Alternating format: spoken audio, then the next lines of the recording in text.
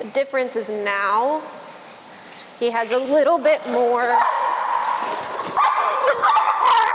understanding of the basic rules and expectations. Here today again with Barker, and we thought we would take you along on his daycare day as we work with him and getting him prepared for boarding. The goal today is to generalize the training I've done with him to some of our other staff members and people that he's never worked with before as well. Right now, we're just doing a little walk, taking him out. A lot of people have been, to be honest, I haven't looked at any comments on any of the social media stuff we posted about him thus far. I've seen the stuff on Instagram mainly just because I get all of the notifications for that. And I can only imagine from what I've seen on Instagram, which is usually our nicest platform, what it looks like everywhere else. But I've seen a lot of people saying that, oh, he needs to be euthanized, the dog has a neurological problem, all these things, right? Oh, there's so many good dogs in the world, why are we wasting our time with these terrible dogs and all that kind of stuff. Relax. And I would just like to point out that ethically, I would never, ever, ever post a dog that I wasn't 100% confident we could successfully rehab and work with. So to be transparent, all of his progress has already been pre-recorded, and we've already seen the journey before we even started posting anything from him. And the reason I did that is because, okay, go potty. Because I would never want to put my clients in a position where we're using their personal stories and, to be honest, trauma to just get some clicks and likes on Instagram and social media. We're dog trainers first, and then we put stuff on social media. We're not dog trainer influencers. So I was very passionate about, I needed to make sure that this was going to work before we posted anything about him, because that would have been very unfair and very exploitative to his owners and his family. So with everybody who's on there saying horrific things about his owners, about the dog, about all of that, you've seen 30 seconds of what we've done with this dog. And literally in that clip, you see me working with him afterwards without even a muzzle on. So clearly, progress has been made. Clearly, progress has been made. We're very pleased with how he's doing, and excited to be able to post. And his owners were also very, very gung-ho about posting about him, because again, I communicate with them, I talked to them about it, made sure everybody was on the same page, and they were like, no, we really feel like people need to see that this worked, because we would have never thought that we could have had this type of success with him before. So long story short, he's not going to be euthanized. Thanks for your input, but no thanks. So I think what I want to clarify too, and we put this in on the last video as well, is that we started working with them early May, okay? Looking back at the early footage, I was like, I'm wearing a coat. This is crazy. And that first assessment, the video is already up, was when I handled him the first day. And that was for, Barker, come here, let's put you over here in the shade and we can chat about this for a second. So that first day that I handled him in the assessment, I wasn't trying to train him, guys. I was trying to figure out, what do we got going on? What are we dealing with? What's happening? What's the realistic conversations with the owners, all that good stuff. Because again, at the beginning, sure, all of these options are on the table. Is euthanasia possibly still on the table? Unfortunately, yes. You know, and we talked about all of that. But then, of course, as with any dog, we're going to try our damnedest with any dog, because if we can make it work, and we can create a realistic, sustainable situation through training and management, that I'm confident will still be safe long term, then by golly, I'm going to do it. So we did that, and then the next few sessions, and by few, I mean like 10 sessions, I did not touch him at all. No, down. Thank you, sir. I did not touch him at all. I had the owners working with him, and me coaching them through what to do, because me doing that, what you saw in the assessment over and over and over again, and going straight to that, just did not, my gut, it did not feel like the route to go. Okay, I wanted to get some training in him first, some knowledge in him first. Dog's so good over there. And so we did a lot of obedience work, a lot of work with them through his reactivity, his leash reactivity, all of that kind of stuff, to where they could handle him just fine. Okay, like they could take him on walks, they could take him out places, they could do bed stays muzzled at their house while people came over. Like, they were living, all things considered, like a very successful version of their life with Barker.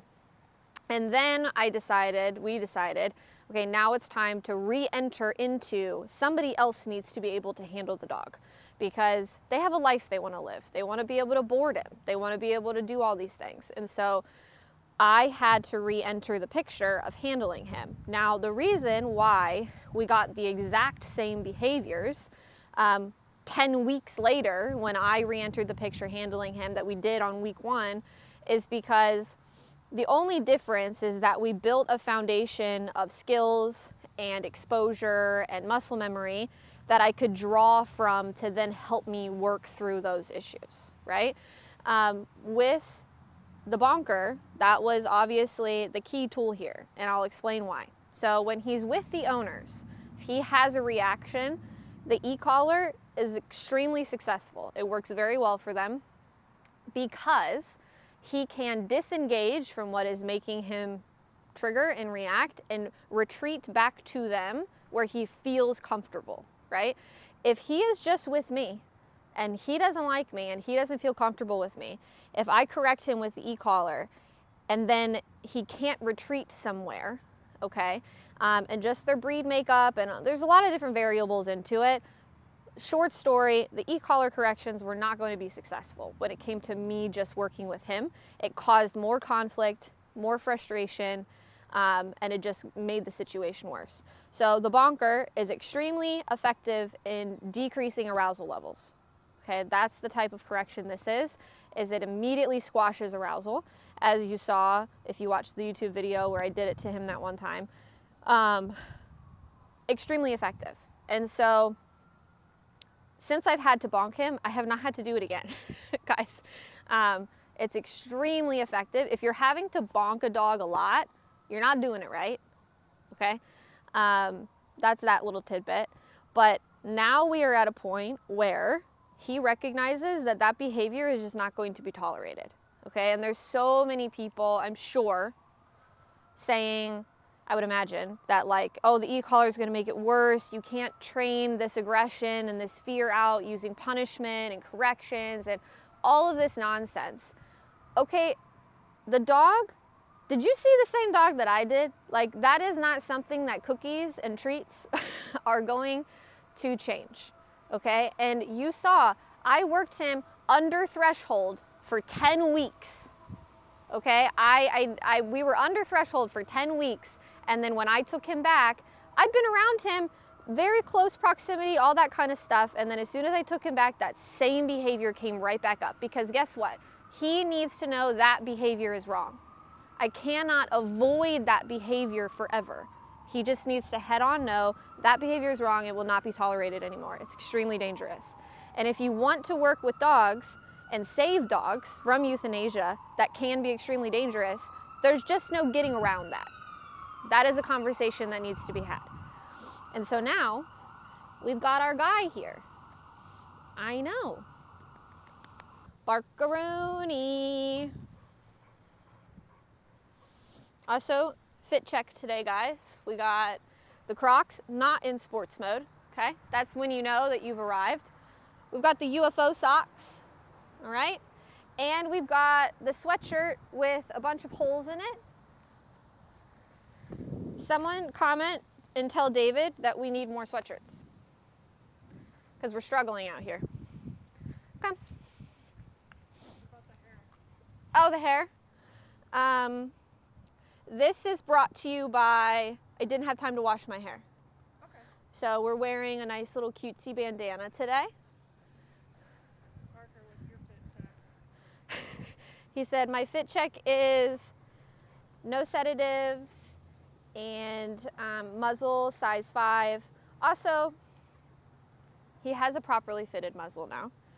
Everyone was very upset in that first assessment clip about his muzzle being too small. We got it figured out. You guys would be, I'll be honest, terrible if you were real dog trainers and had clients with the things that come out of your mouths. Like, let people live. People are in very sensitive, fragile states. They don't need to come into an assessment with a dog behaving like this and the first thing out of my mouth to be like, your dog is fat and your muzzle's too small. Relax. Sweet, he's not a neurological case. Is he a very extreme case of a crazy combo of dominance and fear? Yes. But he is not a neuro case. To address the medical concerns, this dog has been seeing a vet, the same vet, for a very long time. They go to the vet regularly. They just recently took him to the vet because I, too, wanted to make sure that we were confident there were no physical underlying issues, pain, anything like that. Just this week, he went to the vet, and the vet said that she does not believe there are any outstanding concerns as far as hip dysplasia, spinal issues, anything like that. So, everyone, you can sleep well tonight. A side note to this case that's interesting is that he also was attacking their other dog in the house. So not only did we have a huge severe human aggression case, we also had the class of like inter-household dog aggression case. So like we had it all, guys. And I'm pleased to report to you, no fights since training. No fights. The dogs have also now graduated to being together off-muzzle together. Still no fights. No, come.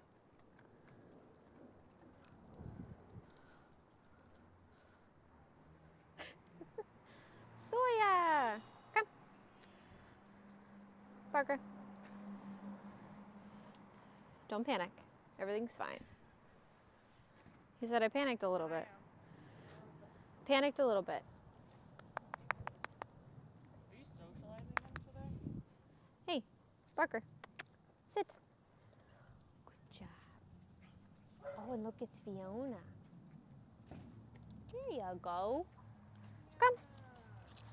No, come. Oh, good job. Barker, hey. I've never seen Fiona, happy. There we go. Come. Good job. Hey, my guy. Hold on, I'm trying to get bigger pieces. Young man. Did you get it? That was your own fault. Hey. Hold on. There. All right. We tried. Come on, let's go inside. No.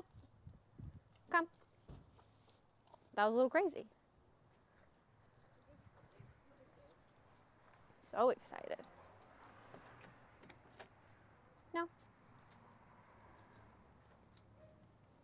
Oh. Come. Sit. No. Barker, sit. No. Sit. Good job. Thank you, thank you. Come. Crazy guy today, Barker. He is. It's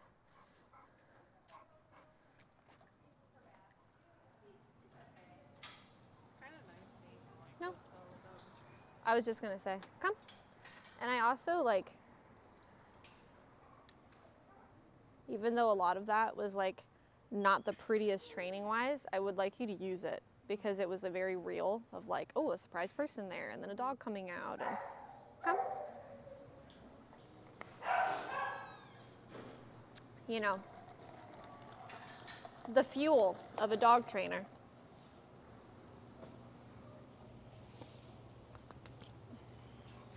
All right, my guy.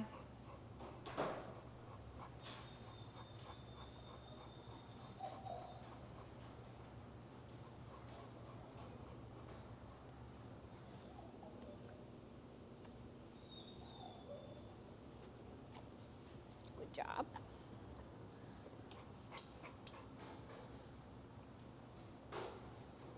Good job. Good job.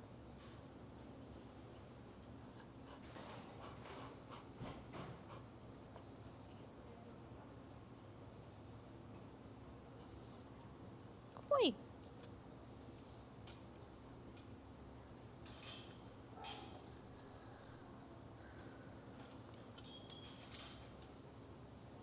Job. Good boy. Good boy.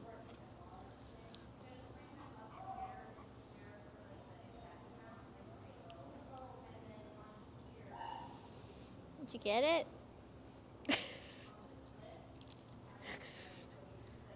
Do you want me to help you? I help.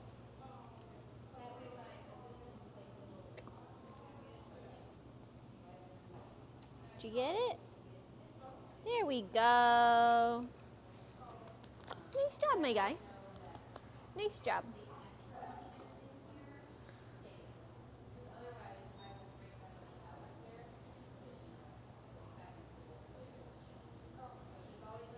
Good boy.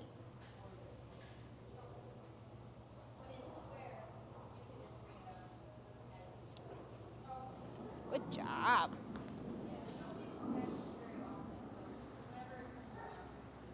Hey.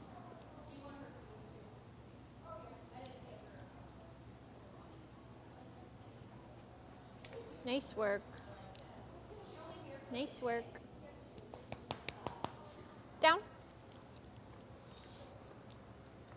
Okay, you're gonna hit someone's button here. No. Down. Thank you.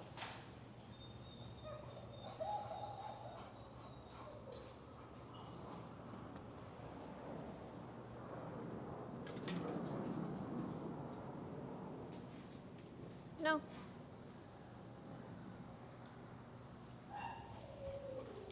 Bed. Down.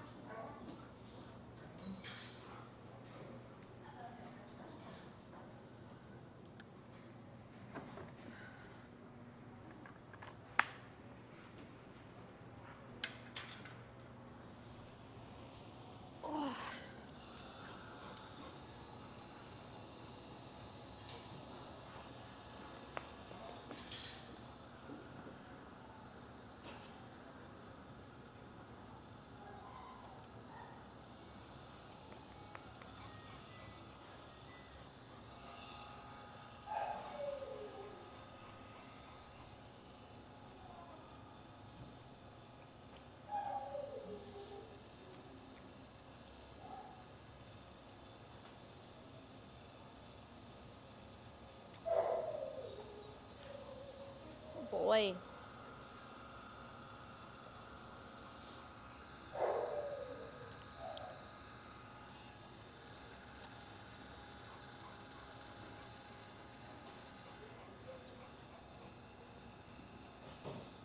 And don't touch your nose to it.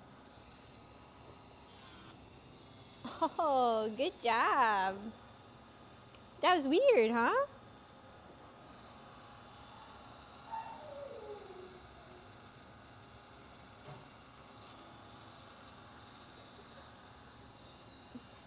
Oh boy.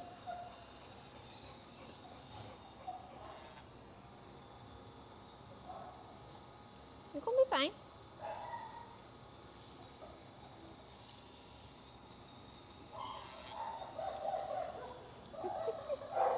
You're fine. Down. Good job.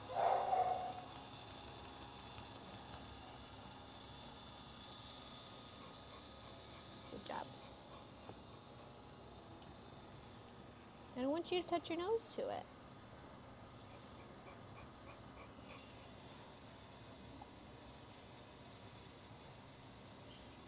Good boy. Good job.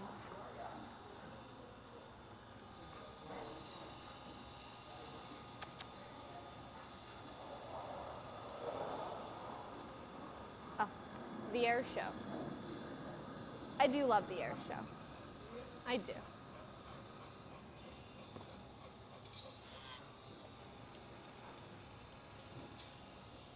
Nice work.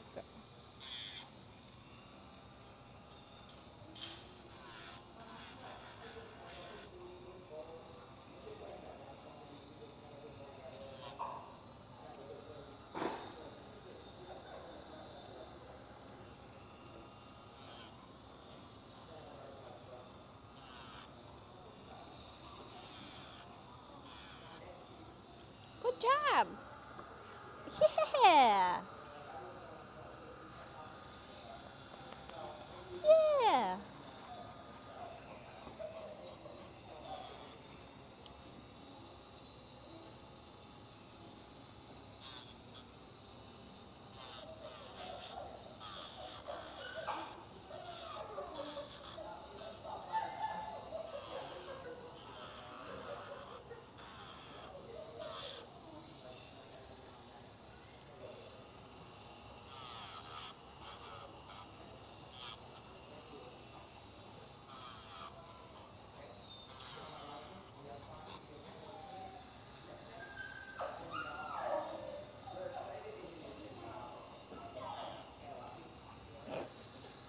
The donkey kick.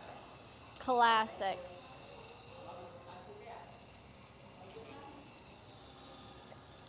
I know. Mild annoyance. No. Down.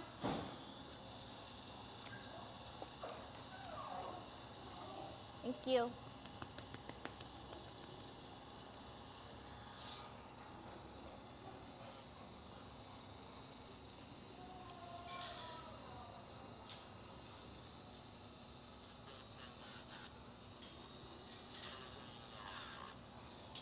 Good job. Oh, there we go. There we go.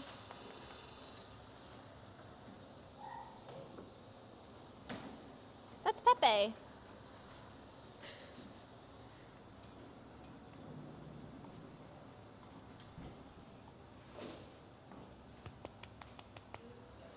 I don't like this video is not like here's this perfect dog that it's like here's a functional dog that doesn't want to kill everything that makes it uncomfortable. He has good coping skills. He can understand like pressure and how to deal with it. His big issue is that like he was so uncomfortable with any type of pressure put on him. So like like I said, he was never aggressive towards his owners. But once we started the training process, the second session, the first one was the assessment. The second one where I had them actually start working with him on a prong collar, he was a brat. Like he was jumping up on them and pushing into them and thrashing and like any type of like pressure that was put on him that he was uncomfortable with, he responded in a very confrontational way. So with people he was comfortable with, it was just brattiness to the extreme. With people he did not like and did not feel comfortable with, it was extreme aggression. So it was just the same thing, just like on a different spectrum. And so, I know, good job. So a lot of what we consider like a success with him is the fact that like I've never tried to trim his nails before. And the fact that I was able to do as much as I did, very low conflict like that, and he could process it and he could respond the way that he did was incredible. Absolutely incredible, Mr. Barker. I'm very proud of you. I know. Very proud of you. There you go. Nice work. Now, the first time that I did stuff off muzzle with him, getting his muzzle on and off, I did use an anchor, just for precaution's sake.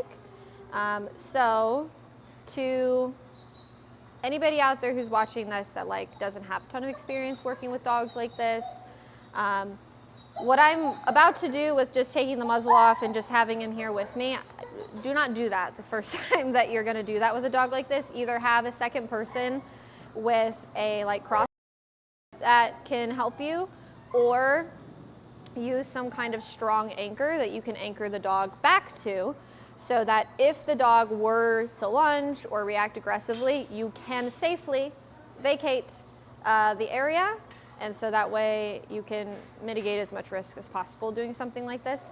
By his behavior today and how he did last time and all that kind of stuff added up, I feel more comfortable doing it without the back tie today. So that's what we're gonna work on a little bit. And I think, oh, good job. Nice work.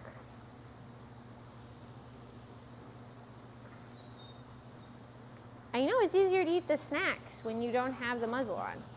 And we're gonna have to, hold on, sir. Let me switch this here. I know, let me switch this.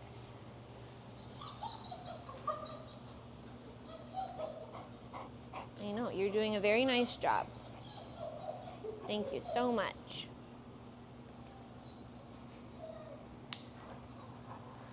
Very good.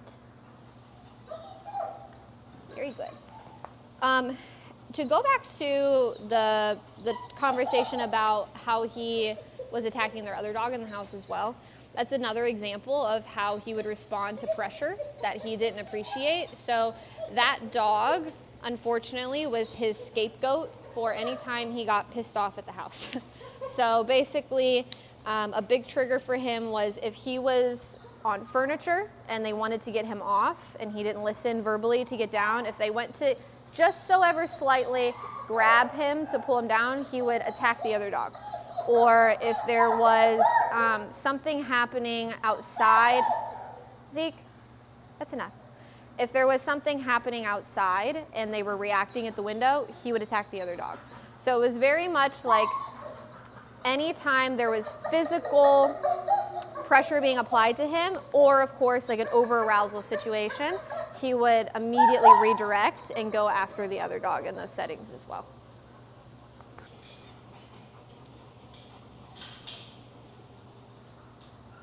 Good job, Barker.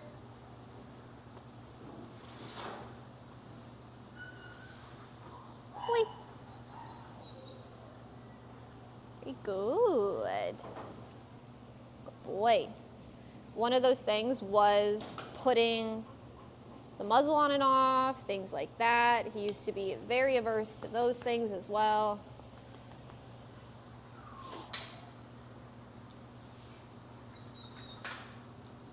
Good boy. Very nice. Very nice. Good job.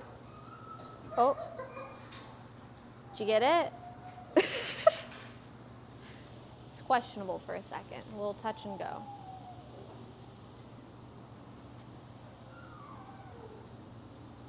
Oh, that one's gone. We've lost it to the ether. Good job. Sit.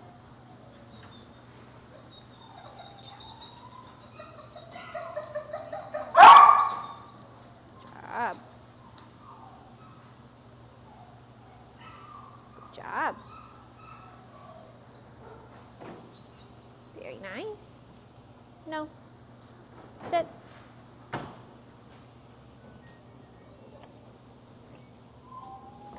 Job. Now, obviously, the reason why it's important to be able to safely take his muzzle on and off is because if he's going to be boarding, I would prefer he not have to stay in this the whole time. So typically a protocol that we would have with a dog like this is when they're in their kennel and things like that, they can have the muzzle off, and then we have a very strict routine about when they come out, muzzle goes on, and then we can go about their day with them.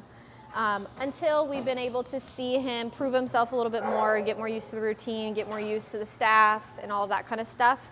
And then ultimately maybe work towards not needing the muzzle when he's out and about with everybody. But that's kind of how we would start that. Look at this nasty booger that you just put on me. We're gonna leave that there. Oh, good job. Very nice. Boy.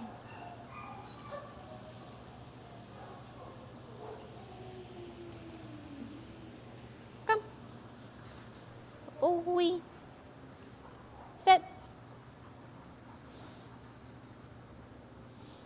Good job.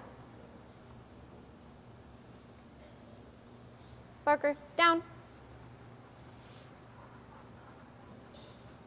Good. Very nice.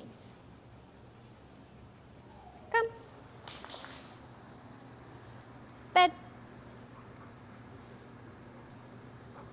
Good.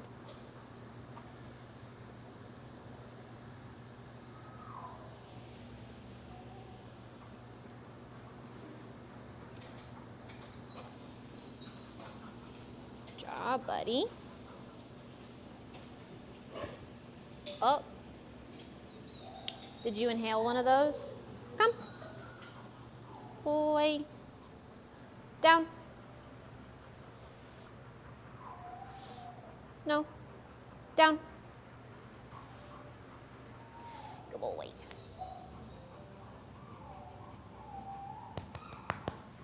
Come. Bed. Good job, buddy.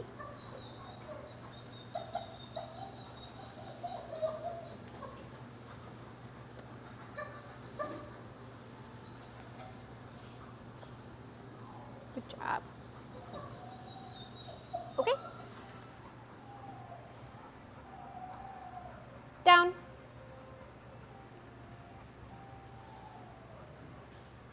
Good. Hey. Boy. Come. Bed. Boy.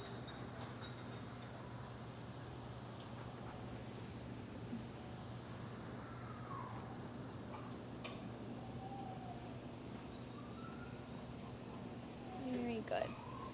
And see, we use food eventually. When a dog's trying to maul me, food is not my go-to. But once we are able to mitigate and teach him that those coping mechanisms are no longer allowed and you're not able to cope with your stress in that manner, then I can start to rebuild the dog, where for a while we just had a very sad, scared Barker, right? I'd rather start with a sad, scared dog who isn't trying to kill me, and then be able to rebuild some of that confidence and that relationship there, as you can see. with also him having very clear understandings of what consequences will happen if he tries to behave that way again in the future. I know. Okay. Good job, sir. I can't believe it. I am befuddled. Crazy. Anybody who works with dogs like this, I think you will maybe I'm just weird, I don't know, but I think you might be able to relate in that sometimes you just like have an existential crisis where you're like, it worked. Like, this is crazy. Like, who is this guy? Who is he?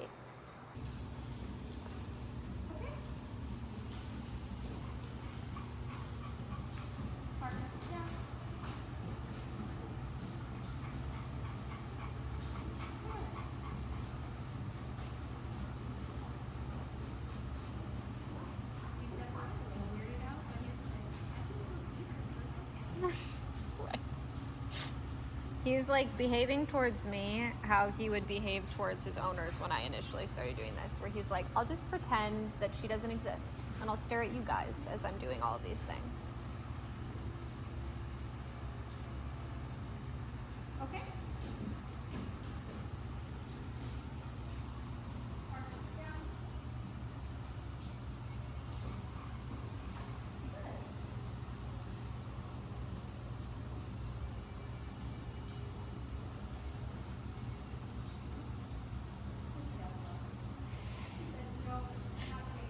He said, this makes me really nervous, but I'm doing it.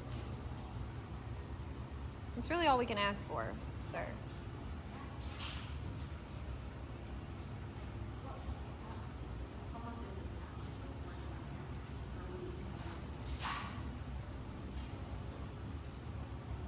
Four months. We started May 2nd. So all of May, all of June, all of July, and now all of August.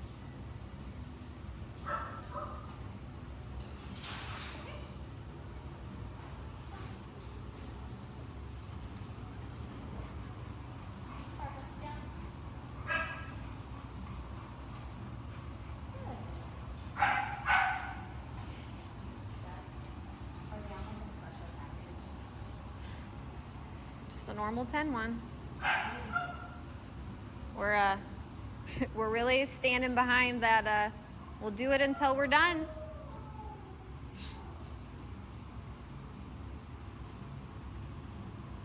And that's the thing is like most people don't need anything more than 10 weeks. So it kind of compensates for like the people who do. You know what I mean? It all kind of evens out. No, he's a very special case, that's for sure.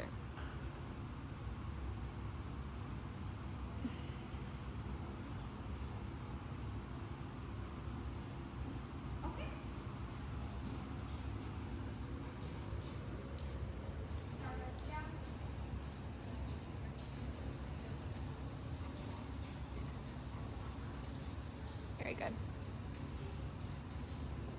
He's a little less avoidant now. He's recognizing your existence at this point.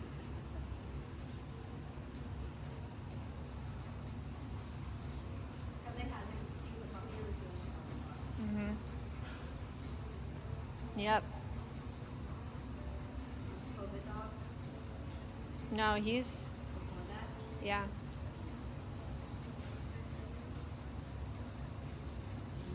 It's like 6 or 7, I think.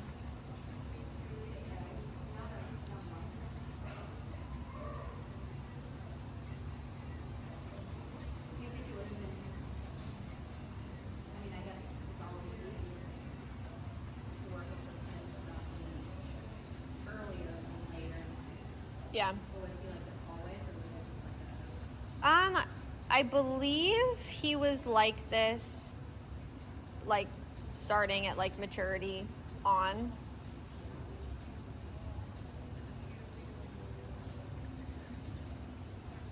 It's hard with stuff like that because it's like, depending on who he did training with and stuff, like it wouldn't have changed maybe the tendencies he had, but it 100% could have like swerved the other way and had like a lot more control built in from the beginning. Because like say he came to me right before he grew into this, people who kind of know what they're doing are going to be able to pick up on the red flags and be like, this is, all signs are pointing to nothing good right now. So like we got to really get on this and address these things and do this.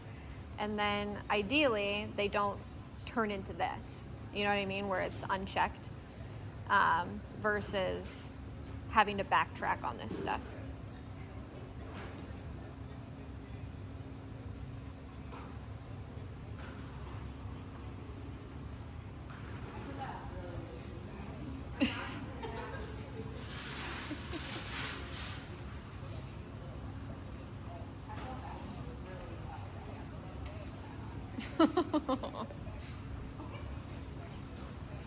Try a bed with him.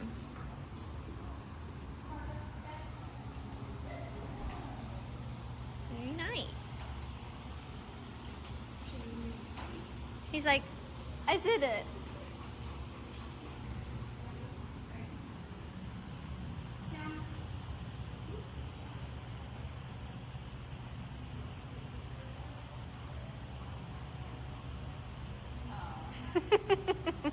You got a sploot. We love that for him.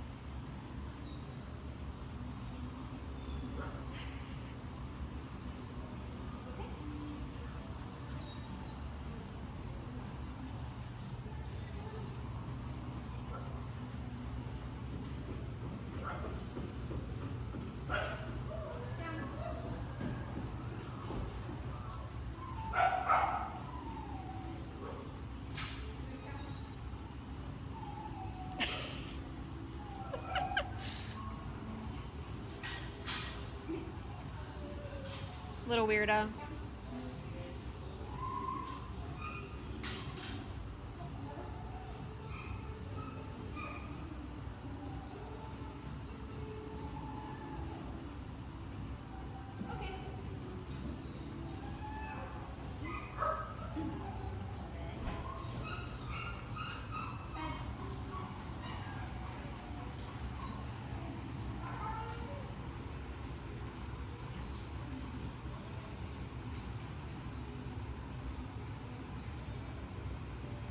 Barker, I'm quite proud of you.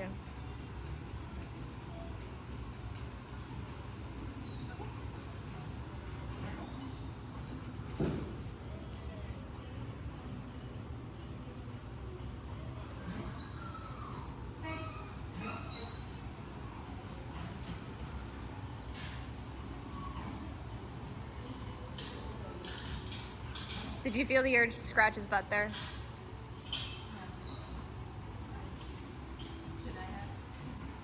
Try it, see what he does.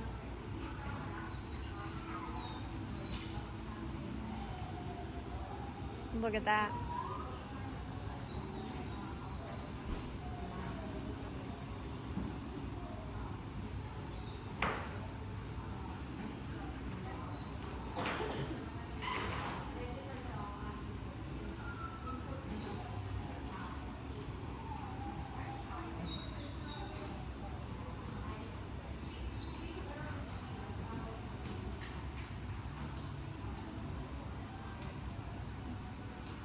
Try like touching his collar.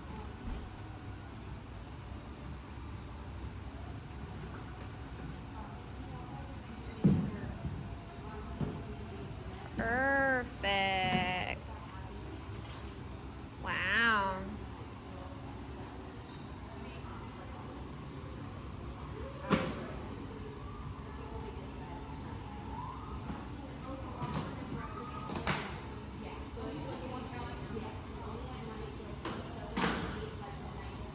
All right, let's do like one more down and then you can be done.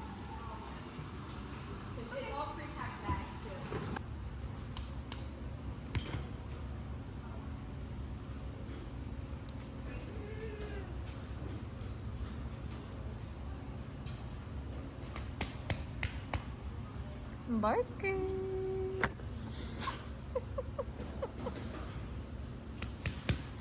Barker.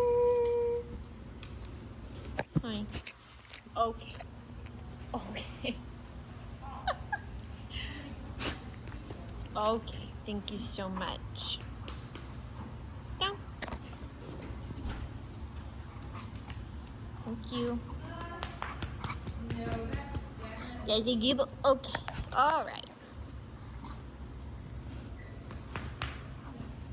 Very nice of you.